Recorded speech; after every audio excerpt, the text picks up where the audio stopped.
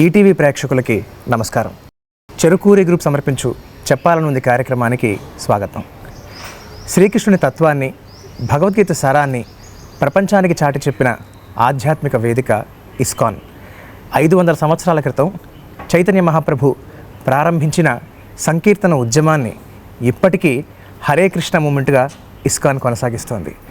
Hare Krishna moment అంటే కేవలం ఆధ్యాత్మిక కార్యక్రమాలు మాత్రమే కాకుండా ఎన్నో మహోన్నతమైన సేవా కార్యక్రమాలు చేపట్టారు. వాటిలో ప్రముఖంగా చెప్పుకోవాల్సింది అక్షయ పాత్ర గురించి. అక్షయ పాత్ర అనే సంస్థను స్థాపించి ఆ సంస్థ ద్వారా ఎన్నో లక్షల మందికి ప్రతినిత్యం ఉచితంగా అన్నదానం చేస్తున్నారు.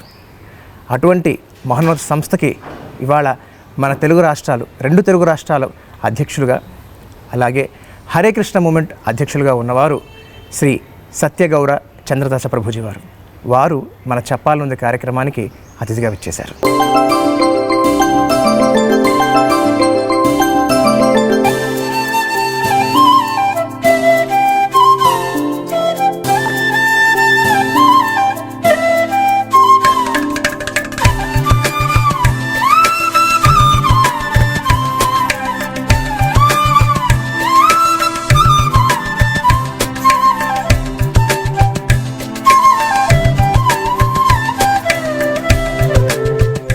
హరే కృష్ణ ప్రభుజీ. హరే కృష్ణ. చాలా సంతోషం ముందుగా మిమ్మల్ని కలుసుకోగలగడం. సో మీ అనుమతితో ఇంకా కార్యక్రమాన్ని ప్రారంభిస్తాను. ఖచ్చితంగా. హరే కృష్ణ. ప్రభుజీ, అసలు మీ దినచర్య ప్రతిరోజు ఎలా ఉంటుంది? ప్రాచీనమైన వైదిక సంప్రదాయానికి చెందిన సంస్థ ఇది. హరే కృష్ణ మూమెంట్ అంటే బ్రహ్మ మధ్వ గౌడీయ సంప్రదాయంలో వచ్చే ఒక సంస్థ మాట. అంటే 500 సంవత్సరాల క్రితము చైతన్య మహాప్రభువుల వారు ఈ సంకీర్తన ఉద్యమాన్ని స్థాపించారు. కానీ ఆయన కూడా ఒక మధ్వ సంప్రదాయంలో వస్తున్నారన్నమాట. ఆ రకంగా ఇది 5000 సంవత్సరాల ఒక పరంపర అట్లా నడుస్తూ వస్తోంది.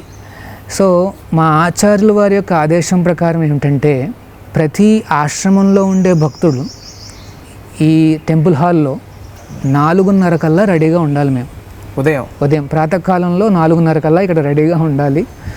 రాధా గోవిందుల మంగళారతి మేమందరం కూడా పాల్గొనాలన్నమాట. వెంటనే శంఖధ్వనితో ఆ కర్టెన్స్ ఓపెన్ కావడం, ఆ చక్కగా అందమైన రాధా గోవిందుల దర్శనము, కీర్తనలు, ఆనంద నృత్యాలు అవన్నీ పూర్తి చేసుకుని తర్వాత నరసింహస్వామి ఆరతి, తర్వాత తులసి ఆరతి. అది పూర్తి కాగానే 5:15 నుండి 7:15 వరకు మేము జపం చేస్తామన్నమాట. హరే కృష్ణ మంత్ర మెడిటేషన్ అంటారు. ఇది ఒక 2 గంటల పాటు మేము ఆ మంత్రం మీద మెడిటేషన్ చేస్తాం. అది పూర్తి కాగానే ఆచార్యుల వారికి గురు పూజ చేసి 1 గంట పాటు శ్రీమద్ భాగవతం పైన క్లాస్ ఉంటుందన్నమాట. ఇవన్నీ కూడా 9 గంటల లోపల పూర్తయిపోతాయి. దీన్ని మేము సాధన అంటారన్నమాట. సో ప్రతి ఒక్కరూ కూడా ఈ సాధనలో భాగస్వామ్యాన్ని పంచుకుని తర్వాత అల్పాహారం తీసుకుని ఒక్కొక్కరు ఒక్కొక్క సేవకు వెళ్ళిపోతుంటారు అన్నమాట. కొంతమంది ఇలాగ అక్షయ పాత్ర అట్లాంటి ఫీడింగ్ ప్రోగ్రామ్స్ చూసుకోవడము, కొంతమంది టెంపుల్ యొక్క అడ్మినిస్ట్రేషను, కొంతమంది ప్రచారము, భగవద్గీత, అట్లా వేరు వేరు సేవలన్నీ చేసుకుని మళ్ళీ నైట్కి 7 లేకపోతే 8 కల్లా వచ్చేస్తారు వెనక్కి. వెంటనే కొద్దిగా హాట్ మిల్క్ అట్లా తీసుకుని 9:30 కల్లా మేము నిద్రపోతాం. అంతే. ప్రభుజీ, మీ తల్లిదండ్రులు ఎవరు అండ్ వాళ్ళు ఏం చేసేవారు? అలాగే మీ బాల్యం, విద్యాభ్యాసం ఎక్కడ గడిచాయి? మాది ఆంధ్రాలో ఉండే రాజమండ్రిలో తల్లిదండ్రులు ఇద్దరు కూడా ఒక రకంగా చెప్పాలంటే మిడిల్ క్లాస్ ఫ్యామిలీ మాట. సో అక్కడే నా విద్యాభ్యాసం అంతా అక్కడే జరిగింది. ప్లస్ 10+2 ఇంటర్ కూడా అక్కడే జరిగిందన్నమాట. ఇంటరు గవర్నమెంట్ కాలేజ్లో చేసుకున్నాను. అప్పట్లో మనకి ఎంసెట్ అని ఉంటుంది కదా, ఇప్పటికే నడుస్తోంది. ఆ ఎంసెట్ రాసి మన కాకినాడలో ఉండే ఆ జేఎన్టీయూ కాలేజ్లో ఇంజనీరింగ్ జాయిన్ అయ్యాను అనమాట. జేఎన్టీయూలో బీటెక్ చదివారు. అప్పుడు యూనివర్సిటీ టాపర్గా వచ్చినందుకు గాను మీకు గవర్నర్ కృష్ణకాంత్ గారి చేతుల మీదుగా మీకు బంగారు పథకం ఇవ్వడం జరిగింది. అలాగే మీరు గేట్లో రాసినప్పుడు కూడా హైయెస్ట్ టాపర్గా నిలిచారు. 99.97% నిలిచారు మీరు. ఇంకా ఆ తర్వాత ఐఐటి మద్రాసులో చదువుకున్నారు. మరి విద్యాపరంగా ఇంత శాతం ఎడ్యుకేషన్ పరంగా ఉన్న మీరు ఆధ్యాత్మికత వైపు ఎలా మొగ్గు చూపారు? అసలు అలా వస్తారని మీరు ముందు ఊహించారా? బీటెక్లో అది స్వర్ణ పథకం రావడం, అలాగే గేట్లో ఆల్ ఇండియా నెంబర్ 1 రావడం 99.97%. అంతే. అంటే ఆ దేవుడి కృప అనుకుంటా. నేను చిన్నప్పటి నుండి ఎంత భక్తి కాదు, అలానే నాస్తికుణ్ణి కూడా కాదు. కానీ మా పేరెంట్స్ ప్రతి సంవత్సరం పిల్లలందరినీ తీసుకుని వెళ్ళి తిరుపతికి తీసుకువెళ్ళేవారు. అది చాలామంది మన ఆంధ్రాలో మన శ్రీనివాసుని, ఆ వెంకటేశ్వర స్వామిని కొలవని వాడు అంటూ ఉండడు. సో అలా తిరుపతికి వెళ్ళిన తర్వాత దగ్గరలో ఇంకొక దివ్యక్షేత్రం ఉందండి, దాని పేరు షోలింగర్ అంటారన్నమాట. సో మేము ప్రతి సంవత్సరం వెళ్ళి తిరుపతి బాలాజీని దర్శనం చేసుకుని, అలాగే షోలింగర్ లక్ష్మీ నరసింహస్వామి దర్శనం చేసుకుని ఇంటికి వచ్చేసేవాళ్ళం అన్నమాట. తర్వాత ఎప్పుడైనా ఏమైనా పండుగలు ఉంటే అలాగ దగ్గరలో ఉండే దేవస్థానాలకు వెళ్ళేవాళ్ళం. అది దుర్గా అమ్మవారిది కావచ్చు, లేకపోతే శివాలయం కావచ్చు, ఏదైనా కావచ్చు, భగవంతుడు ఒకటే స్వరూపం. అట్లా మనం వెళ్ళి వచ్చేవాళ్ళం అనమాట. అలాగే ఈ గేట్లో మంచి ర్యాంక్ రావడంతో నాకు ఐఐటీలో ఒకే ఒక సీట్ ఉందన్నమాట. ఎందుకంటే నేను ఇంజనీరింగ్ మెకానికల్లో చేశాను. నాకు కావాల్సింది కంప్యూటర్ సైన్స్. ఆ కాలంలో కంప్యూటర్ సైన్స్ ఒక్క ఐఐటి చెన్నైలో మాత్రమే ఉందన్నమాట. అందుకూడా ఒకే ఒక సీటు. ఇది నేను బ్రాంచ్ చేంజ్ అవ్వాలిగా, ఆ ఒక్క సీటు నాకు వచ్చింది, ఎందుకంటే నేను టాపర్ కాబట్టి. ఈ ఎడ్యుకేషన్లో ఏమైందంటే ఈ భక్తి మీద వీటి మీద నా కాన్సన్ట్రేషన్ తగ్గిపోయింది. పూర్తిగా దాని మీద అబ్జర్వ్ అయ్యాను. ఆ ఎడ్యుకేషన్ పూర్తి కాగానే 2 జాబులు నా చేతిలోకి వచ్చాయన్నమాట. ఆ 2 జాబులు బెంగళూరులో దొరికాయి నాకు. సో బెంగళూరుకి వెళ్ళడం అనేది డిసైడ్ అయిపోయింది. సో ఆ రకంగా నేను బెంగళూరు వెళ్ళడం జరిగింది. అంటే ఎడ్యుకేషన్ టైంలోనే నేను కొద్దిగా ఈ హరే కృష్ణ గురించి తెలుసుకున్నాను. బెంగళూరులో ఉన్నప్పుడు కాస్త డీప్గా దీన్ని అనలైజ్ చేశాను అనమాట. దేన్ని కూడా నేను తేలిగ్గా నమ్మను, ఇంక్లూడింగ్ భగవద్గీత. సో ఫస్ట్ వాళ్ళు నాకు భగవద్గీతని ఇచ్చినప్పుడు అడిగాను అనమాట, మరి ఇదేంటిది సైంటిఫిక్ బుక్కేనా అని అడిగాను అనమాట. ఇది వాళ్ళు ఏమన్నారు అంటే, అవును ఇది సైంటిఫికే, కావాలంటే నువ్వే చూసుకో అని చెప్పారన్నమాట. మరి సైంటిఫిక్ అంటే మన అండర్స్టాండింగ్ ఏంటంటే థియరీ ఉంటుంది, ఎక్స్పెరిమెంట్ ఉంటుంది, అది కన్ఫర్మ్ అవుతుంది మనకి. సో నేను అన్నాను, సరే మరి నేను ఎక్స్పెరిమెంట్ చేద్దాం అనుకుంటున్నాను, మరి ఏమంటారు అని అడిగాను. వాళ్ళు అన్నారు, మీ ఇష్టం, మీరు ఏదన్నా శ్లోకం అంటే, నాకు భగవద్గీత కొత్త కదా, మీరే చెప్పండి ఏదైనా శ్లోకము అని అన్నాను. కర్మణ్యేవాధికారస్తే మా ఫలేషు కదాచన అంటే పాపులర్ శ్లోకం కనుక అది చెప్పారన్నమాట. నేను అనుకున్నాను ఇది మేబీ అది ట్రై చేద్దాం. నేను అప్పటికి వర్క్ చేస్తున్నాను ఆల్రెడీ, ఒక మల్టీనేషనల్ కంపెనీలో జాబ్ వచ్చింది. ఇంకొక 6 నెలల్లోనూ ఎప్పుడో మనం అమెరికాకు కూడా వెళ్ళాల్సిన ఆల్రెడీ ఒక మైల్ స్టోన్ నా ముందర ఉందన్నమాట.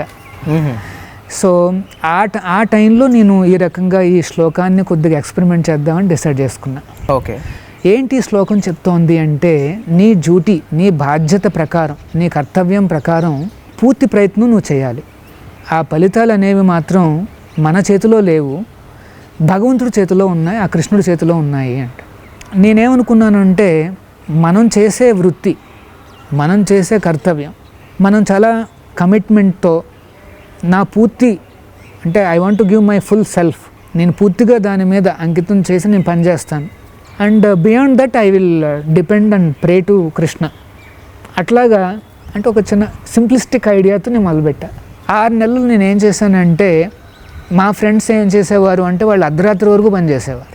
కానీ ఈ శ్లోకం తెలిసిన తర్వాత నాకు ఏమర్థమైందంటే, మన బాధ్యత ప్రకారం ఎన్ని గంటలు నేను పనిచేయాలో నేను అది I will give my full, అది చక్కగా పనిచేస్తాను. 8 గంటలు మాత్రమే నేను పనిచేసేవాడిని. అంటే ఉద్యోగ ప్రకారం ఎన్ని గంటలు చేయాలో అన్ని గంటలు చేసేవారు. అది కూడా చాలా స్ట్రిక్ట్గా చేసాం అనమాట.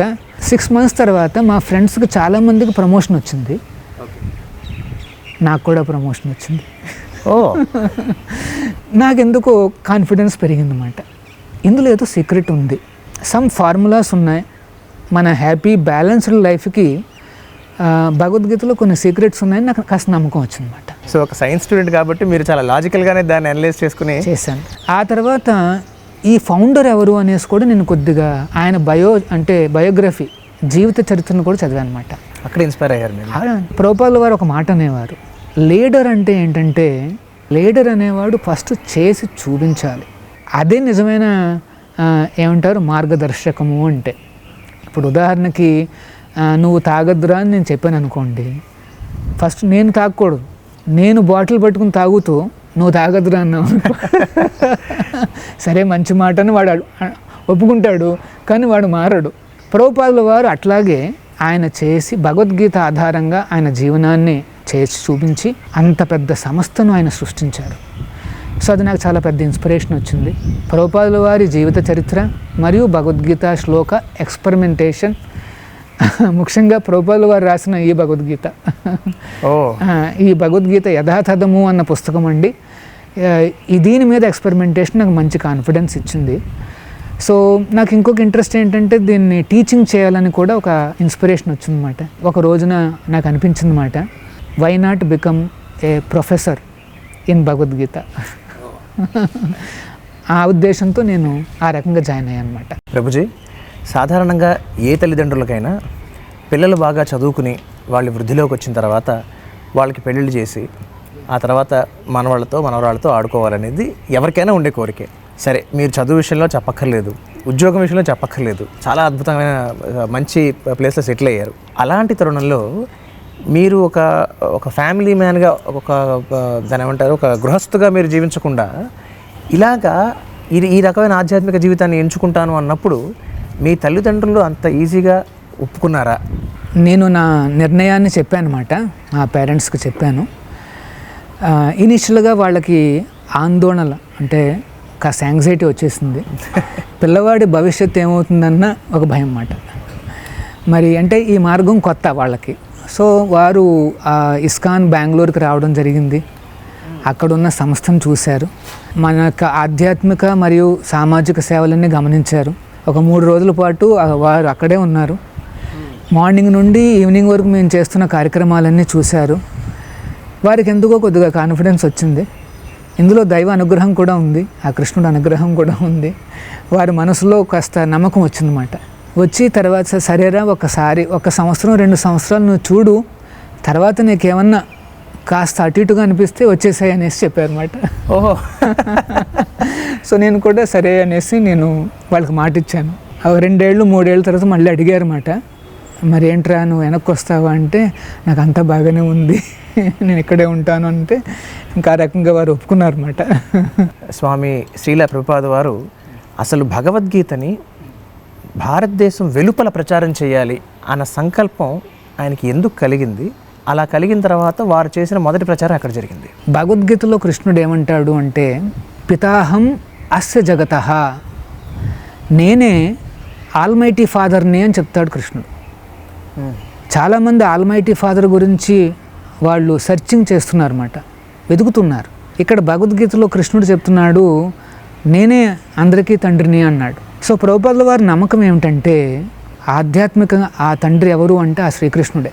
శారీరక పరిస్థితులకు అతీతంగా అందరికీ తండ్రి ఆయనే అన్న నమ్మకం ఉందన్నమాట. అంతేకాదు ఆయన గురువులు భక్తి సిద్ధాంత సరస్వతులు వారు ఆదేశించారు ప్రభుపాదుల వారిని, ఏమని, నీకు ఇంగ్లీష్ మాట్లాడడం వచ్చు, ఇప్పుడు నువ్వు ఈ భగవద్గీత భాగవతాలను నేర్చుకున్నావు, మన జ్ఞానాన్ని, ఈ విస్తృత జ్ఞానాన్ని మొత్తం ప్రపంచమంతా ఎదురు చూస్తోంది, నువ్వు మొత్తం ప్రపంచమంతా ప్రయాణం చేసి ఇంగ్లీష్లో ఈ భగవద్గీతను భాగవతాలను ప్రచారం చేయమని ఆదేశించారన్నమాట. సో భక్తి సిద్ధాంత సరస్వతులు వాళ్ళ అభిప్రాయం ఏమిటంటే, మొత్తం ప్రపంచమంతా దీనికోసం ఎదురు చూస్తోంది అని. సో ప్రభుపాదుల వారు వెళ్ళినప్పుడు ఆ మాట నిజమైంది. అందరూ ఆకలిగా చూస్తున్నారన్నమాట. దేవుడి గురించి నిజమైన ఇన్ఫర్మేషను, సంపూర్ణమైన జ్ఞానము అనేది మొట్టమొదటిసారిగా ఇంగ్లీష్లో లభ్యం కావడంతో ఆకలి మాట వాళ్ళందరూ తీసుకున్నారు దీన్ని. ఇప్పుడు ఈ భగవద్గీత యథాతథం అన్న పుస్తకం అండి, లాస్ట్ 50 సంవత్సరాల్లో మనం చూస్తే 55 కోట్ల కాపీలు అవి మేము వితరణ చేస్తామన్నమాట. 55 కోట్ల కాపీలు అంటే ఈ ప్రపంచంలో 55 కోట్ల భగవద్గీతలు అన్ని చోట్ల ఉన్నాయి. ప్రభుజీ, భగవద్గీత మనకి శ్రీకృష్ణుడు అర్జునుడికి కురుక్షేత్ర యుద్ధం సమయంలో చెప్పాడన్న విషయం అక్కడ ఆయనకున్న సందర్భానికి ఆయనకి చెప్పడం జరిగిందనేది మనకు తెలుసు. కరెక్ట్. అయితే అర్జునుడికి భగవానుడు చెప్పిన భగవద్గీత ఇవాళ ఒకటి సగటు మనిషికి అది ఏ రకంగా ఉపయోగపడుతుంది? భగవద్గీత కాంటెక్స్ట్ మనం చూస్తే అర్జునుడు కర్తవ్యం చేయాలి, కానీ ఆ కర్తవ్యం చేయడంలో ఎందుకో చాలా పెద్ద యాంగ్జైటీ వచ్చేసింది అర్జునుడికి. తన ఎదురుగుండా నించున్న సేనను చూడగానే, తన సొంత బంధువులను చూడగానే వెంటనే అర్జునుడు పెద్ద యాంగ్జైటీకి గురవుతాడు. తన శరీరం అంతా వణుకుతోంది, చేతిలోండి గాంధీవం పడిపోయింది. ఇంకా నేను ఫైటింగ్ చేయను కృష్ణ అని చెప్పి కూర్చుని ఏడుస్తున్నాడు అర్జునుడు. అంత పెద్ద యోధుడు, నెంబర్ 1 మిలిటరీ వారియర్. అప్పుడు కృష్ణుడు, ఈ సంభాషణ జరుగుతుంది భగవద్గీతలో 700 శ్లోకాలు అంతే. మొత్తం సంభాషణ అంతా కూడా ఒక 30-40 నిమిషాలు పట్టుంటుంది అంతే. ఒక 30-40 మినిట్స్ విన్నాడు అర్జునుడు. సంభాషణ పూర్తయింది. వెంటనే ధైర్యంగా ఆయుధాన్ని పట్టుకుని నించుని తన కర్తవ్యాన్ని చేసి విజయాన్ని సాధించాడు. ఏంటి 30 నిమిషాల్లో చెప్పింది శ్రీకృష్ణుడు? ఎలా బాణాలు వేయాలి, ఏ అస్త్రాలు వేయాలన్నా అది ఆల్రెడీ అర్జునుడికి తెలుసు. ఏ మంత్రం చెప్పాలి, ఏ స్ట్రాటజీస్ చేయాలి, మిలిటరీ స్ట్రాటజీస్ అనా కాదు, అది కూడా ఆయనకు తెలుసు. ఎన్నో యుద్ధాలు చేశాడు. అవి కాదు చెప్పింది కృష్ణుడు. కృష్ణుడు చెప్పిన సీక్రెట్ ఏమిటంటే, నాయన బయట ప్రపంచాన్ని ఏ రకంగా సాధించాలనేసి నువ్వు అర్థం చేసుకున్నావు, కానీ నీ లోపల ఇంకొక ప్రపంచం ఉంది, దాన్ని ఏ రకంగా నువ్వు సాధించాలి, ఏ రకంగా ఉపయోగించుకోవాలని నువ్వు అర్థం చేసుకోలేదు. అందుకనే నీకు ఆ భయాలు, ఆ యాంగ్జైటీస్ అనేది వస్తున్నాయని చెప్పి లోన ప్రపంచం గురించి చెప్తాడు సీక్రెట్లు. అంతేకాదు ఏ రకంగా ఆ వచ్చిన ఛాలెంజ్ని ఎదుర్కోవచ్చు అని చెప్తాడు శ్రీకృష్ణుడు. ఆ మాటలు వినగానే ధైర్యంతో అర్జునుడు నించుని తన యుద్ధాన్ని చేస్తాడు. చూడండి రిజల్ట్ చూడండి. అంటే 30 నిమిషాల తర్వాత అర్జునుల్లో వచ్చిన మార్పులు ఏంటంటే, బాహ్యం కాదు, ఇంకొక 2 చేతులు ఎక్స్ట్రా రాలా, లేదా ఇంకొక 10 అస్త్రాలు ఏవో కొత్తగా ఇవ్వాల. ఆ మార్పులన్నీ కూడా లోనొచ్చాయన్నమాట. సో ఆ కాలంలో ఒక్క అర్జునుడికి యాంగ్జైటీ ఉంటే, ఈ కాలంలో ఎంతమందికి ఉందండి యాంగ్జైటీ?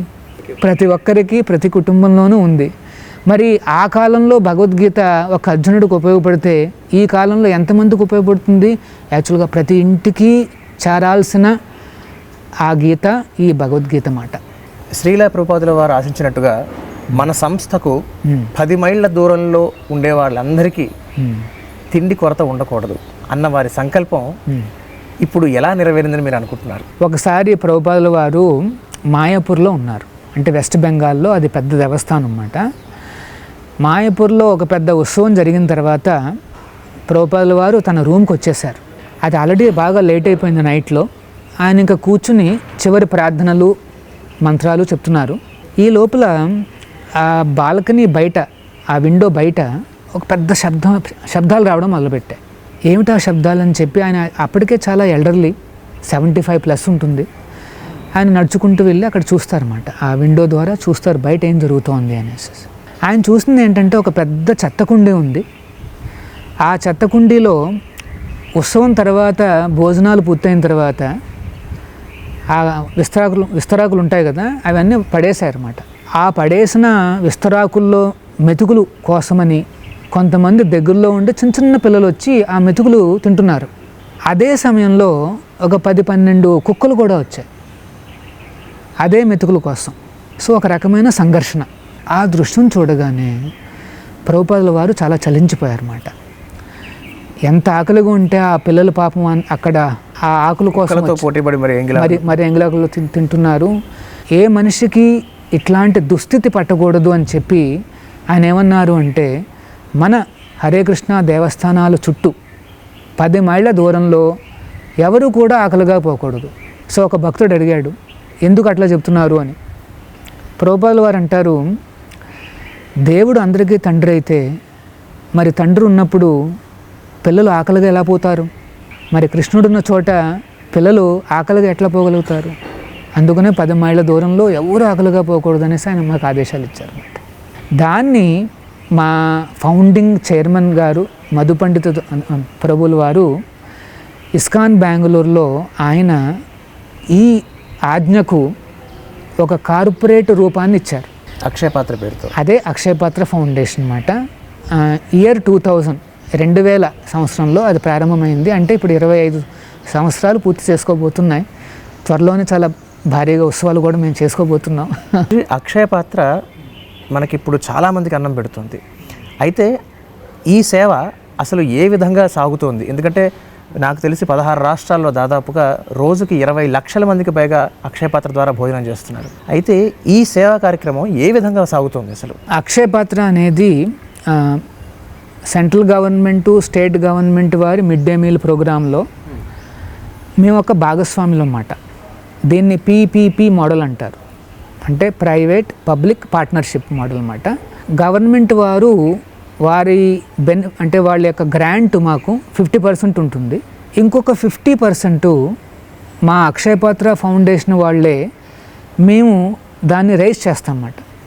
అంటే ప్రజల నుండి కానీ లేకపోతే కార్పొరేట్స్ నుండి కానీ మేము డబ్బులన్నీ కలెక్ట్ చేసి మేము 50% వేస్తాం అన్నమాట. సో అట్లా మాది 50%, గవర్నమెంట్ వారిది 50% చేర్చి ఆ పిల్లవాడికి కానీ ఆ పిల్లకి కానీ ఒక మంచి భోజనం ఏర్పాటు చేస్తాం అన్నమాట. ఆ భోజనం ఏర్పాటు చేయాలి అంటే మరి నెంబర్స్ చాలా పెద్దవి. ఉదాహరణకి ఇక్కడ మాకు కందిలో 1,00,000 మందికి భోజనాలు పెట్టాలి ప్రతిరోజు 1,00,000 మందికి. 1,00,000 మందికి. సో 1,00,000 అంటే ఎంత బియ్యాన్ని మేము వండాలి అంటే 11,000 కేజీలు. అబ్బా, 11,000 కేజీలను మేము ఆ వంటశాలలో వండి అక్కడి నుండి ప్రతి స్కూల్కి సమయానికి చేర్చి అది కూడా వేడివేడిగా చేర్చాలి. ఇది ఛాలెంజ్ అన్నమాట. అందుకని మేమేం చేస్తాము అంటే ఈ కిచెన్స్ అన్నీ కూడా మోడర్న్ టెక్నాలజీని ఉపయోగించి 1,00,000 మందికి 2.5 గంటల్లో పూర్తి చేసేస్తాం మొత్తం కుకింగ్ అంతా కూడా. అట్లాంటి టెక్నాలజీ మేము డెవలప్ చేస్తాం. ఇప్పుడు ఈ అన్నం అక్షయపాత్ర అన్నం ఎవరెవరికి? గవర్నమెంట్ స్కూల్ పిల్లలకి అన్నమాట. సో కిచెన్లో కుక్ చేసి తర్వాత మా వెహికల్స్లో ఆ రైస్ని కొన్ని వెజల్స్లో మేము ప్యాక్ చేస్తాం అన్నమాట. ఆ వెజల్స్లో ఏంటంటే వేడి తగ్గదు, ప్లస్ ఆ వెజల్స్ అన్నీ కూడా వెహికల్స్లో పెడతాం. ఆ వెహికల్స్లో కూడా ఎట్లా డిజైన్ చేసామంటే వేడి పోదు మాట అందులో ఉండి. సో ఆ రకంగా స్కూల్కి చేరుస్తాం. తర్వాత సాంబారు కూడా అంతే. సో మేమేస్తామంటే రోజును ఒక రైసు, సాంబారు, ఒక సబ్జీ కానీ, ఒక పండు కానీ, ఒక స్వీట్ కానీ అట్లా వెరైటీస్గా వస్తుంటాయి అన్నమాట. సో ఆ ఐటమ్స్ అన్నీ కూడా స్కూల్కి చేరుకుంటాయి. బెల్ల కొట్టగానే ఆ స్కూల్ టీచర్సే ఆ పిల్లలందరికీ వడ్డిస్తారన్నమాట. వాళ్ళందరూ లైన్లో వస్తుంటారు, వీళ్ళే సర్వ్ చేస్తుంటారు, స్కూల్ టీచర్స్ సర్వ్ చేస్తుంటారు. సో అక్షయపాత్ర ద్వారా ఇప్పుడు ఇలా ఉచితంగా అన్నం ఇవ్వడం మాత్రమే కాకుండా ఇంకా వేరే కార్యక్రమాలు కూడా చేస్తున్నారా? అక్షయపాత్రలో మా ఫోకస్ అంతా కూడా ఈ పిల్లల మీదే. అంటే స్కూల్కి వెళ్ళే ఆ పిల్లలు వారు ఏమన్నా కావచ్చు, ఎందుకంటే స్కూల్కి సెక్యులర్ అడ్మిషన్స్ ఉంటాయి. సో ఎవరైనా, సో ఇట్స్ సెక్యులర్ ప్రోగ్రామ్. హంగర్కి, ఆకలికి మతం అంటూ లేదు, కులం అంటూ లేదు. సో మా ప్రోగ్రామ్ ఏంటంటే ఆ హంగర్ని తీర్చడం కోసం, అంతేకాదు ఎడ్యుకేషన్ ప్రమోట్ చేయడం కోసం. అంటే చాలామంది పిల్లలు ఇప్పుడు 25 ఏళ్ళు అయినాయి కదండి. ఫస్ట్ బ్యాచ్, సెకండ్ బ్యాచ్ వాళ్ళందరూ ఇప్పుడు అంటే ఆ కాలంలో వాళ్ళు 5 ఏళ్ళు 6 ఏళ్ళు ఉండుంటుంది, ఇప్పుడు 30 ఏళ్ళు వచ్చేసి ఉంటాయి. వాళ్ళు చెప్తున్నారన్నమాట, ఏమని, మీరు ఈ మీల్ ఇవ్వడంతోనే మా పేరెంట్స్ ఏమనుకున్నారు అంటే, సరే ఏదో ఒక భోజనం లభిస్తోంది కదా, వెళ్ళి చదువుకోరా అని పంపించారు. ఆ రకంగా మేము స్కూల్కి వచ్చాము. వాళ్ళు చదువుకునండి ఇప్పుడు చాలామంది సిఏలు అయ్యారు, ఐటీ ఇంజనీర్స్ అయ్యారు. ఒక ఆయన అయితే కర్ణాటక సినీ ఇండస్ట్రీలో ఒక యాక్టర్ కూడా అయ్యాడు. అట్లాగా ఈ అక్షయపాత్ర జస్ట్ ఒక్క మీల్తో చూడండి, ఆ meal power, this the power of 1 meal. ఒక్క జనరేషన్లో వాళ్ళు పేదరికం నుండి బయటకు వచ్చేసారు. వాళ్ళ తండ్రి ఇప్పటికీ ఒక అంటే చిన్న గార్డుగానో లేకపోతే ఏదైనా జాబ్ చేస్తున్నాడు. తండ్రికి చివరి దశలో సాలరీ ఎంత అంటే 30,000 రూపాయలు వస్తే, ఈ అబ్బాయికి ఫస్ట్ రోజున వచ్చిన సాలరీ ఎంత అంటే 60,000 రూపాయలు చేతిలో. అంటే ఒక్క జనరేషన్లోనే పేదరికం నుండి బయటకు ఎలా రాగలిగారు అంటే ఆ చదువు వల్ల. ఆ చదువు దేనివల్ల? ఈ అక్షయపాత్ర ఇచ్చే ఆ ఒక్క మీల్ వల్ల అన్నమాట. అలాగే మీరు స్కూల్స్ చదువు అంటే గుర్తొచ్చింది. సో మీరు హరే కృష్ణ మూమెంట్లో భాగంగా కూడా స్కూల్స్ కూడా స్థాపించారు. చాలామంది పిల్లలకి చక్కటి శ్లోకాలు, పద్యాలు అన్నీ కూడా నేర్పిస్తారు, చదివే విధానం కూడా నేర్పిస్తున్నారు. సో అది ఆ ఆలోచన ఎలా ప్రారంభమైంది? ఇప్పుడుండే కరెంట్ ఎడ్యుకేషన్లో ఏమవుతోంది, పిల్లలందరికీ మంచి ఎడ్యుకేషన్ లభిస్తోంది, కానీ కొద్దిగా మనం చూస్తున్నాం విలువలు లేకపోతే బ్యాలెన్స్ అనేది కాస్త తగ్గిపోతూ ఉంది. అంతేకాదు అన్ఫార్చునేట్గా దురదృష్టవశాత్తు ఈ దుస్సాంగత్యం అనేది స్కూల్స్ కూడా చేరుకుంది. అక్కడికి కూడా మాదక ద్రవ్యాలని, వ్యసనాలని అన్ని రకాలుగా చేరుకుంటున్నాయన్నమాట. ఈ చెడ్డ శక్తుల నుండి బయటకు రావాలి అంటే వాడిలో ఆ వివేకాన్ని పెంచాలి, కల్చరల్ వాల్యూస్ తెలియాలి, ఆధ్యాత్మిక జ్ఞానం తెలియాలి. అందుకనే మేము ఏం చేసామంటే ఈ regular education plus culture connect ఈ రెండింటిని కలిపి బేసిల్ వుడ్స్ స్కూల్ అని పెట్టామన్నమాట. అంటే తులసి బేసిల్ వుడ్స్ అంటే తులసి అన్నమాట. తులసికి ఇంగ్లీషు పదం ఏమిటంటే బేసిల్ వుడ్స్ అన్నమాట. అందులో మేము కల్చర్ని ఇస్తున్నాము మరియు రెగ్యులర్ ఎడ్యుకేషన్ కూడా కాంప్రమైజ్ కాకుండా ఇస్తున్నాం.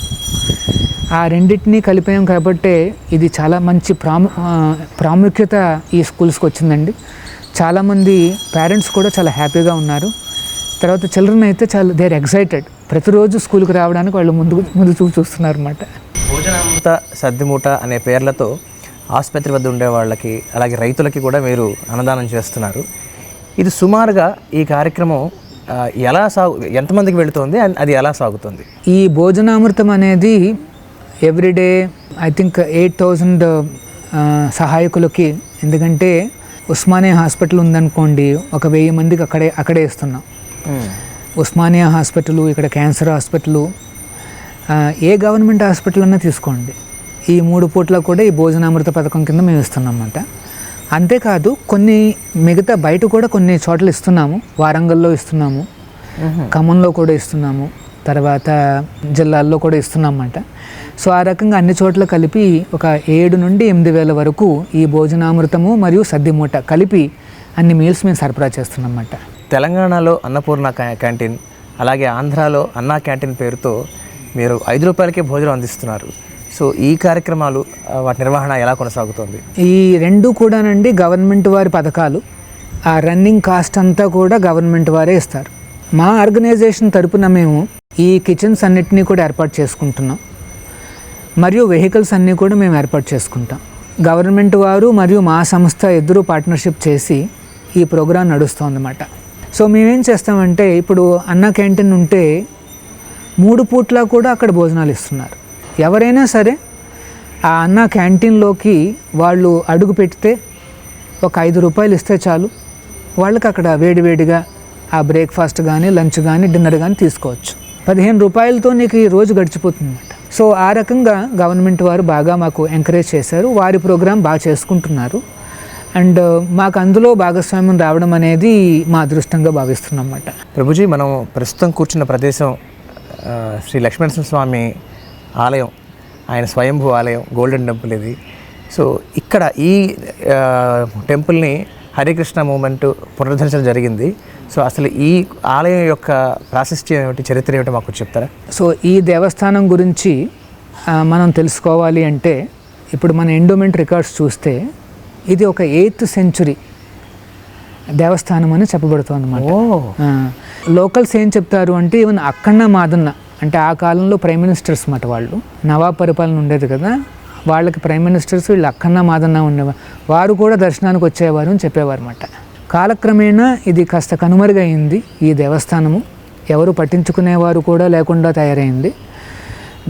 ధూప నైవేద్యాలన్నీ కూడా ఆగిపోయినాయి యాక్చువల్గా చెప్పాలంటే, చాలా కొన్ని దశాబ్దాల క్రితం. సో ఎవరో భక్తులు గమనించి ఈ దేవస్థానాన్ని యాదగిరి గుట్టకు కిందకి తీసుకొచ్చారు. స్వామికి 47 ఎకరాలు ఉండేది, కానీ క్రమక్రమంగా 90% అన్యాక్రాంతం అయిందన్నమాట. 10% అన్నా చాలా పెద్దదే, అంటే 5 ఎకరాలు 4.7 ఎకరాలు 5 ఎకరాల దాకా అన్నమాట. అది కూడా చాలా పెద్దదే. సో అది కూడా పోయే ఏంటంటారు సిగ్నల్స్ కనిపించాయి అన్నమాట. సో అప్పుడు ఏమనుకున్నారు అంటే, ఒక ఎండోమెంట్ కమిషనరు, ఒక ఆఫీసరు ఏదైనా ఒక మంచి సంస్థ ఇక్కడికి వస్తే బాగుంటుంది, దీన్ని పునరుద్ధరణ చేయొచ్చు, పునర్నిర్మాణం చేయొచ్చు, అంతేకాకుండా ఏమన్నా కాస్త డెవలప్ చేస్తే ఒక మంచి క్షేత్రం అవుతుందన్న ఉద్దేశంతో ఇస్కాన్ బెంగళూరుకి వచ్చి అక్కడ మమ్మల్ని ఆహ్వానించడం జరిగింది. తర్వాత చాలా గవర్నమెంట్ ప్రాసెస్ జరిగాయండి. అప్పట్లో ఉన్న గవర్నమెంట్ కూడా మాకు బాగా ఎంకరేజ్ చేసి ఈ దేవస్థానాన్ని డెవలప్ చేయమని మాకు లీజుకి ఇచ్చారన్నమాట. సో ఆ రకంగా మేము దీన్ని 2011లో ఇక్కడికి వచ్చాము, ఒక చిన్న టీం వచ్చామన్నమాట, 8 మంది వచ్చామన్నమాట, 8 మెంబర్స్. ఇక్కడ దగ్గరలో ఒక అద్దెలు తీసుకున్నాం.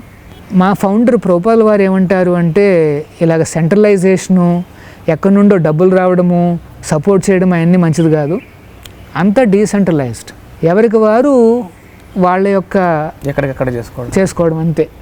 ఒక 6 నెలల పాటు మాకు సపోర్ట్ వచ్చింది. ఆ తర్వాత మేము ఎగరాలన్నమాట.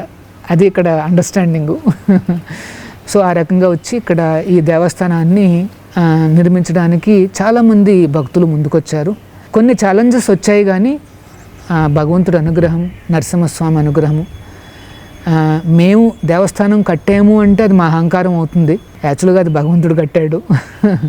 అందులో మాకు కొంత సేవ చేసే అవకాశం లభించడం మా భాగ్యం. ప్రభుజీ, ప్రస్తుతం హైదరాబాద్లోని కోకాపేటలో నిర్మిస్తున్న హరే కృష్ణ హెరిటేజ్ టవర్, ఆ పనులు ఎంతవరకు వచ్చాయి, అండ్ అక్కడ ఆ ప్రాంగణంలో మనం చూడబోయే ఆధ్యాత్మిక విశేషాలు ఎలా ఉండబోతున్నాయి? మా దేవస్థానాలన్నీ కూడా ముఖ్య ఉద్దేశం ఏంటంటే, ఎడారుల్లో ఎవరైనా చిక్కుకుంటే అంటే వాటర్ యొక్క ఇంపార్టెన్స్ వాళ్ళకి అర్థమవుతుంది. అవును. ఒక వయాసిస్ కనిపించింది అనుకోండి, ఎలా వస్తుంది ఫీలింగు? అట్లాగే మన భౌతిక జీవనంలో కూడా అందరికీ కూడా తప్పిస్తున్నారన్నమాట. కొద్దిగా ప్రశాంతత కోసము, ఒక మంచి ఎక్స్పీరియన్స్ కోసము, ఒక చిన్న రిలీఫ్ కోసము. తర్వాత కొంతమంది ఏంటంటే ఇంకా సిటీ నుండి బయటకు వెళ్ళిపోవాలన్నా వాళ్ళకి కొద్దిగా కోరికలు. ఇవన్నీ కూడా మేము గమనించాము. ముఖ్యంగా కోకాపేట వైపు అయితే అదొక కాంక్రీట్ జంగిల్లాగా వచ్చిందన్నమాట. సో మేము ఏమనుకున్నామంటే అక్కడ కూడా ఒక దేవస్థానాన్ని ఏర్పాటు చేస్తే బాగుంటుంది. అదొక స్పిరిచువల్ వయాసిస్ మాట జనాలకి. 6 ఎకరాల స్థలం అది. ఆ 6 ఎకరాల్లో 2 ఎకరాలు మేము జస్ట్ ఈ గార్డెన్స్కి వాటికి మాత్రమే అట్టపెట్టాం. మిగతా టవర్ అదంతా కూడా 4 ఎకరాల్లో మేము పూజ చేస్తున్నాం. ఆ టవర్ కూడా ఏంటంటే దేశంలోనే అతిపెద్ద టవర్ అది. 430 అడుగులు, 430 ఫీట్ మాట అది. ఆగమశాస్త్రం ప్రకారము తాంజూర్లో బృహడేశ్వర టెంపుల్ అని ఉంటుందన్నమాట. తాంజూర్ మాట. అక్కడ నుండి మాకు ఇన్స్పిరేషను. ఆ ఇన్స్పిరేషన్ తీసుకుని మేము ఈ టవర్ డిజైన్ చేసామన్నమాట. ఈ టవర్ను కూడా ఎట్లా డిజైన్ చేసామంటే, ఈ ఆగమ, ఆ విధి అదంతా చూసుకుంటూ మోడర్న్ ఎలిమెంట్స్ కూడా దాంట్లో ఇంకార్పొరేట్ చేసామన్నమాట. ఈ టవర్ డిజైన్ చూస్తే కొద్దిగా గ్లాస్ కనిపిస్తుంది, ప్లస్ మన దేవస్థానంలో కనిపించే రెగ్యులర్ డిజైన్స్ కూడా కనిపిస్తాయి. ఎందుకంటే మన కొత్త జనరేషన్కి అట్రాక్టివ్గా ఉండాలి అంటే మనం కూడా మన దేవస్థానాలను, మన యొక్క సంస్కృతిని ఆ మోడ్రన్ ఫార్మాట్లో వాళ్ళకి ఇవ్వాలి. వాళ్ళు మారారు కనుక వాళ్ళకి ఆకర్షణీయంగా ఉండాలి అంటే మనం కూడా కొద్దిగా మోడ్రన్ ఫార్మాట్లో వాళ్ళకి ఇవ్వాలన్నమాట. అలాని మన శాస్త్రాలను, విధులను పక్కన పెట్టకూడదు. సో అందుకని మేము ఈ రెండింటిని మిక్స్ చేసి చక్కటి వండర్ఫుల్ డిజైన్స్తో దాన్ని ప్రారంభం చేసాం. ఆ కన్స్ట్రక్షన్ అది ఒక స్పిరిచువల్ వయాసిస్ కాబోతోంది. ఫ్యామిలీస్ అందరూ రావచ్చు, చక్కగా కూర్చోవచ్చు. ఒక 2 గంటలు వాళ్ళు సమయం గడపచ్చు. ఒకటేంటంటే దైవ దర్శనమే కాదు, అక్కడ 4 దేవస్థానాలు అనుకుంటున్నాం. ఒకటేమిటంటే చిన్నప్పటి నుండి నేను కొలిచిన శ్రీనివాసుడు, తిరుమల బాలాజీ అక్కడ దేవస్థానము. రెండోది రాధాకృష్ణులు, మూడవది సీతారామచంద్రుడు, నాలుగోది కృష్ణ బలరాముల యొక్క రూపాలు, చైతన్య మహాప్రభులు వారు, గౌరనితాయ్ అంటన్నమాట. సో ఈ 4 దేవస్థానాలు కాకుండా అన్నీ సక్రమంగా జరిగితే ఒక 3 ఐమాక్స్ థియేటర్లు పెట్టబోతున్నాం అందులో. ఐమాక్స్ థియేటర్ అంటే మరి ఏం చూపిస్తారు అందులో? కృష్ణుడి మహాభారతాన్ని చూడండి, రాముడి రామాయణం చూడండి, తర్వాత కృష్ణుడి భగవద్గీతను చూడండి, హనుమంతుడి లీలల్ని పిల్లలకు చూపించండి. అంటే మోడర్న్ ఫార్మాట్తో మన కల్చర్ని ఈ లేటెస్ట్ జనరేషన్ మేము చూపించబోతున్నాం. అంటే అవి మీరే తయారు చేయబోతున్నారా? ఆ కంటెంట్ అంతా మాదే. ప్రభుజీ, ఐక్య విద్య అనే ఒక పేరుతో మారుమూల గ్రామాలకు విద్య, పౌష్టికాహారం, నైతిక విలువలు ఇవన్నీ కలగలిపి అందిస్తున్నారని విన్నాము. అసలు ఏమిటి ఈ ఐక్య విద్య యొక్క ముఖ్య ఉద్దేశం ఏమిటి? యాక్చువల్గా గ్రామాలలో మేమేం గమనించామంటే, ఎడ్యుకేషన్ పూర్తయిన తర్వాత పిల్లలందరూ ఇంటికి వస్తున్నారు. ఇంటికి వచ్చినప్పుడు వారు హోంవర్క్ చేసుకోవాలి అనుకుంటే డౌట్లు వస్తుంటాయి. అంటే దీన్ని ఎట్లా చేయాలి అని కొంత డౌట్లు అవి వస్తుంటాయి. ఆ డౌట్లను తీర్చే శక్తి వాళ్ళ ఫ్యామిలీలో లేకపోవచ్చు, తల్లిదండ్రులు అంత పెద్ద ఎడ్యుకేటెడ్ కాకపోవచ్చు. సో అదొక ఛాలెంజ్ గమనించాం. రెండోది ఏంటంటే కొంతమందికి భోజనాలు కూడా లేని పరిస్థితులు కూడా గమనించాం కొన్ని చోట్ల. మూడోది మెయిన్ విషయం ఏంటంటే ఈ పిల్లల్లో ఈ మొబైలు సోషల్ మీడియా ఎడిక్షన్స్ బాగా ఎక్కువైపోయాయి. సో వాళ్ళు స్కూల్ అయిన తర్వాత ఏంటంటే మొబైల్ పట్టుకుని వాళ్ళు అలా కూర్చుని ఉంటుంటారు, హోంవర్క్లు కూడా చేయట్లా. సో ఆ రకంగా మేము కొన్ని గమనించి మేమేం చేసామంటే ఈ ఐక్య విద్య అనేసి ఒక ప్రోగ్రాం మొదలుపెట్టాము. ఒక టీచర్ని మేమే నియమిస్తాం అన్నమాట. ఆ విలేజ్లో ఆ టీచరు ఈవినింగ్ పూట 6 నుండి 8 వరకు ఇది ఒక హోంవర్క్ సెషన్ ఉంటుంది. దీన్ని ఏమంటారంటే పోస్ట్ స్కూల్ సెషన్ అంటారన్నమాట. పిల్లలందరూ వచ్చి ఒక 30-40 మంది పిల్లలు వచ్చి 1 గంట సేపు హోంవర్క్లు చేసుకుంటారు. ఇంకొక గంట వాళ్ళకి ఆ విలువలన్నీ నేర్పిస్తాం అన్నమాట. అంటే ఈ భగవద్గీత ఆధారంగా ఆ విలువలన్నీ కూడా నేర్పిస్తాం అన్నమాట. ఉదాహరణకి పేరెంట్స్కే ఏ రకంగా గౌరవం ఇవ్వాలి, పిల్లల్లో ఎంత మార్పులు వచ్చాయి అంటే వాళ్ళు ఇంటికి వెళ్ళి వాళ్ళకు కూడా కాస్త పేరెంట్స్ కాస్త గౌరవం చూపించడం, అప్పుడప్పుడు బర్త్డే రోజులైతే నమస్కారం కూడా చేసుకోవడం, అవన్నీ చూసారన్నమాట. ఈ మార్పులు చూసి పేరెంట్స్లో కూడా కొంతమందిలో మార్పులు వచ్చాయి. ఆ రకంగా మేము ఇనిషియల్గా 2 గ్రామాల్లో దీన్ని పైలట్ చేసామండి. ఆ మార్పులు చాలా బాగా వచ్చాయి. పేరెంట్స్ అందరూ కూడా ఆనందపడ్డారు. మా అబ్బాయి మా అమ్మాయి ఇప్పుడు హోంవర్క్ చేసుకుంటున్నారు, అంతేకాదు చదువులో బాగా వాళ్ళకి మార్కులు వస్తున్నాయి. చివరిలో మేము కొంత ఒక డిన్నర్ కూడా ఏర్పాటు చేస్తున్నాం. కొన్ని చోట్లయితే దొన్న మాత్రం ఇస్తున్నాం, ఒక దొన్నలో. కొన్ని చోట్ల ఫుల్ మీల్ ఇస్తున్నాం ఎక్కడైతే సపోర్ట్ ఉందో మాకు. ఆ రకంగా వాళ్ళకి భోజనం లభిస్తోంది, చక్కటి విలువలు లభిస్తున్నాయి. ఆ తర్వాత చదువులో కూడా ముందుకు వెళ్ళగలుగుతున్నారు. సో ఆ 2 గ్రామాల్లో సక్సెస్ కాగానే ఇంకొన్ని గ్రామాల్లో మేము ఏర్పాటు చేస్తాం. ఈ రోజున 75 గ్రామాల్లో ఉన్నాం మేము. ఈ ఐక్య విద్య అనేది 75 గ్రామాల్లో 1600 చిల్డ్రన్ వాళ్ళు ఈ పోస్ట్ స్కూల్ ఎడ్యుకేషన్లో రిజిస్టర్ చేసుకుని వాళ్ళు పాల్గొంటున్నారు అన్నమాట. ఈ ఉభయ రాష్ట్రాల్లో ఇది నడుస్తుంది. చెరుకూరి గ్రూప్ సమర్పించు చెప్పాలని ఉంది కార్యక్రమానికి పునఃస్వాగతం. ప్రభుజీ, ఈ డ్రగ్స్ అని, మద్యపానం అని, ఇలాంటి వ్యసనాలన్నీ యువతని సంపూర్ణంగా నిర్వీర్యం చేస్తున్నాయి. ఒక ఆధ్యాత్మికవేత్తగా వీటికి సంబంధించి మీ దగ్గర ఏదైనా ఒక సొల్యూషన్ ఉందా? యాక్చువల్గా మన ఆచార్యులు శ్రీల ప్రభుపాదుల వారు 60ల్లో ఆయన అమెరికాకు చేరుకున్నారు. అప్పట్లో ఆ సమాజంలో అంటే అమెరికాలో ఒక అతిపెద్ద ఛాలెంజ్ ఏమిటంటే ఈ కౌంటర్ కల్చర్, హిప్పీస్ అంటాను చూడండి, అది చాలా పెద్ద సమస్య అన్నమాట అమెరికన్ గవర్నమెంట్కి. ఏంటంటే యంగ్స్టర్స్ అందరూ కూడా మా తల్లిదండ్రులు ప్రయాణించిన మార్గంలో మేము ప్రయాణించదలుచుకోలేదు, ఎందుకంటే వాళ్ళు ప్రయాణించిన మార్గం ఎలా ఉందో మాకు తెలిసిపోతోంది. సో మేము కౌంటర్ కల్చర్ అంటే వాళ్ళు ఏం చేస్తున్నారో మేము చేయం, మా కల్చర్ మేమే సృష్టించుకుంటాం అన్న మూడ్లో ఉన్నారన్నమాట. వారందరిలోనూ కూడా ఈ మాదక ద్రవ్యాలు అంటే బాగా వ్యసనం చాలా బాగా డీప్గా ఉందన్నమాట. అది అతిపెద్ద సామాజిక సమస్య అది. ఆ సమయంలో ప్రభుపాదుల వారు అమెరికాలో అడుగుపెట్టడం జరిగింది. 70 ఏళ్ల వయసులో ఈ భారతావనిని వదిలి అమెరికాకు ప్రయాణం చేశారు. ఎందుకు? ఆయన గురువుగారు ఆదేశించారు కనుక. అలా ప్రయాణం చేసినప్పుడు ఆయన ఫ్లైట్లో ఎందుకంటే ఆయన చేతిలో ఒక పైసా లేదు. ఆయన ఏం చేశారంటే ముంబైలో ఒక దాతను పట్టుకుని, వారికి ఒక షిప్పింగ్ కంపెనీ ఉంటే, అంటే సరుకులు మోసుకుని వెళ్ళే షిప్పింగ్ కంపెనీ మాట అది. ఆ కార్గో షిప్లో ఒక చిన్న టికెట్ ఫ్రీగా లభిస్తే ప్రభుపాదుల వారు అందులో ప్రయాణించారు. ఎందుకంటే ఆయన సన్యాసి, ఆయన దగ్గర పైసలు లేవు చేతిలో. 40 రోజుల పాటు ఇలా ప్రయాణం చేశారు సముద్రంలో. ఆ సముద్రయానం అనేది అదొక పెయిన్ఫుల్ ఎక్స్పీరియన్స్. సీ సిక్నెస్ అని కూడా వచ్చింది ఆయనకి.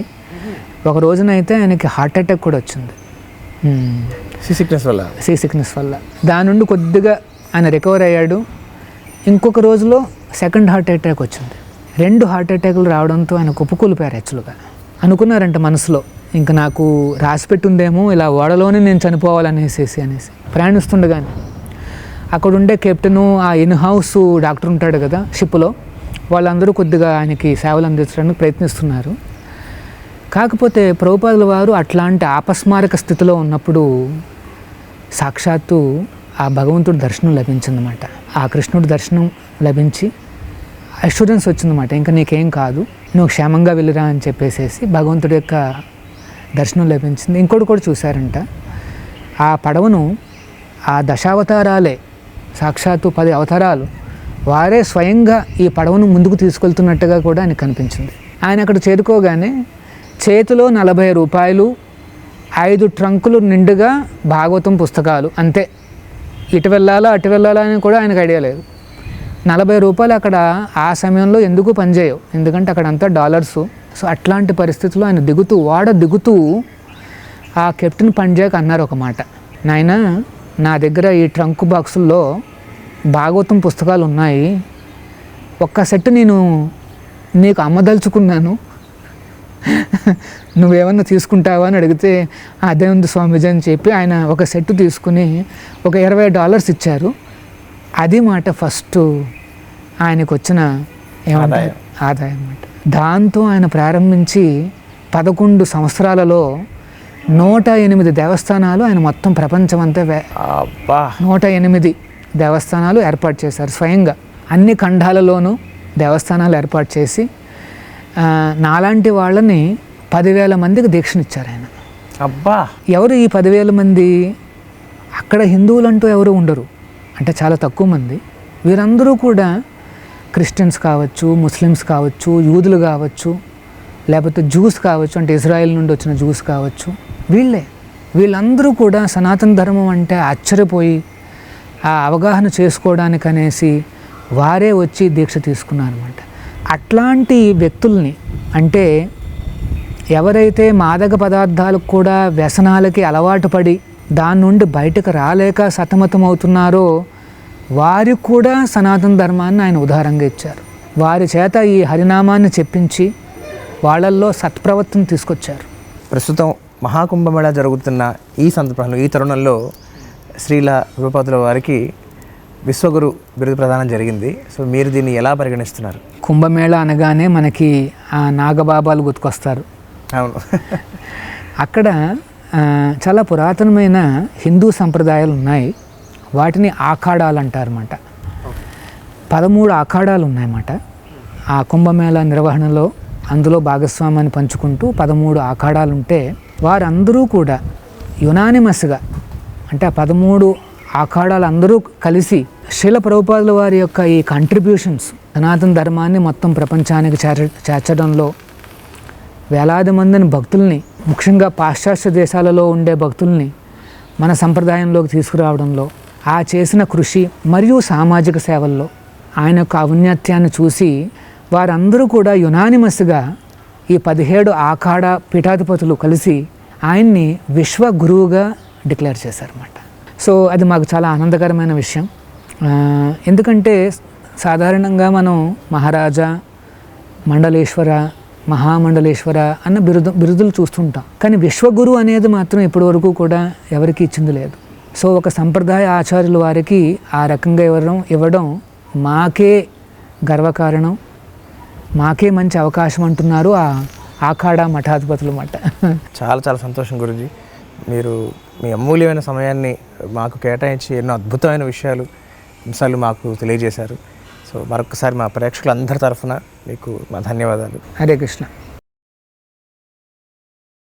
ఈ కార్యక్రమాన్ని ఈటీవీ విన్ మొబైల్ యాప్లో కూడా వీక్షించండి.